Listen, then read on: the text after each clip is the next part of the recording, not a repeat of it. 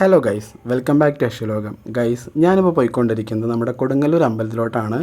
ഞാൻ എറണാകുളത്ത് നിന്നാണ് പോകുന്നത്. നേരെ വൈറ്റ്ല ഹബ്ബ് പിടിച്ചിട്ട് അവിടുന്ന് KSRTC ബസ്സിലേക്ക് പോകാനാണ് പ്ലാൻ ഉണ്ടായിരുന്നത്. പക്ഷേ KSRTC എനിക്ക് നല്ല മുട്ടം പണിയാണ് തന്നിട്ടുണ്ടായിരുന്നത്. കട്ട പോസ്റ്റായിരുന്നു, അരമണിക്കൂർ ലേറ്റായിട്ടാണ് വന്നിട്ടുണ്ടായിരുന്നത്. അതുകൊണ്ട് തന്നെ ഞാൻ അമ്പലത്തിലെത്താനും ലേറ്റായിട്ടോ. എനിക്കറിയാം നിങ്ങൾ ഈ വീഡിയോ കാണാൻ വന്നിരിക്കുന്നതിൻ്റെ തമ്പനയിൽ കണ്ടിട്ടായിരിക്കാം. പിന്നെ അതിൻ്റെ ഡീറ്റെയിൽസ് പറഞ്ഞു തരാം. അതിന് മുമ്പായിട്ട് നിങ്ങൾ ഈ വീഡിയോ മുഴുവനായിട്ടൊന്ന് കാണുക. എൻ്റെ കൂട്ടുകാരൻ്റെ കൂടെയാണ് വന്നിട്ടുണ്ടായിരുന്നത്. അവൻ ഈ നാട്ടുകാരൻ തന്നെയാണ്.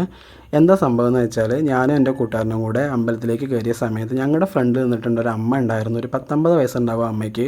ആ അമ്മ ഇങ്ങനെ തൊഴുതുകൊണ്ടിരിക്കുന്ന സമയത്ത്, ദേവിനെ തൊഴുതുകൊണ്ടിരിക്കുന്ന സമയത്ത് പെട്ടെന്ന് ഇങ്ങനെ കൈയൊക്കെ മുകളിലേക്ക് പൊന്തിച്ചിട്ട് ഇങ്ങനെ ഷിവർ ചെയ്തിട്ട് ഈ ഇളകുക തുള്ളുക എന്നൊക്കെ പറയില്ല, അങ്ങനെ ചെയ്തു. അപ്പോൾ ഞാൻ ഞെട്ടിപ്പോയി, ഇതെന്താ ഇവരിങ്ങനെ എന്നൊക്കെ ചോദിച്ചു. അപ്പോൾ ഞാനൊരു കൂട്ടനോട് ചോദിച്ച സമയത്ത് അവൻ പറഞ്ഞു, ഇങ്ങനെ കൊടുങ്ങല്ലൂർ അമ്പലത്തിൽ വെള്ളിയാഴ്ചകൾ ഉണ്ടാവാറുണ്ട്. മേ ബി ഇങ്ങനെ അമ്മയ്ക്ക് ഇഷ്ടപ്പെടുന്നവർ വന്നു കഴിഞ്ഞാൽ ഇങ്ങനെയൊക്കെ ഉണ്ടാവാറുണ്ട്, അത് അനുഗ്രഹമാണെന്നൊക്കെയാണ് അവൻ പറഞ്ഞിട്ടുണ്ടായിരുന്നത്. പക്ഷേ എനിക്കത് ഭയങ്കര വലിയൊരു എക്സ്പീരിയൻസ് ആയിട്ടോ, ആദ്യത്തെ എക്സ്പീരിയൻസ് ആയിരുന്നു.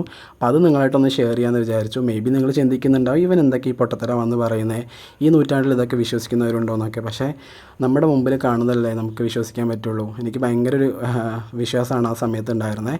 അതിനുശേഷം ഞാൻ തൊഴാൻ പോയപ്പോൾ എനിക്ക് പേടിയായി, എനിക്കും ഇങ്ങനെയൊക്കെ ഉണ്ടാവുമെന്ന്.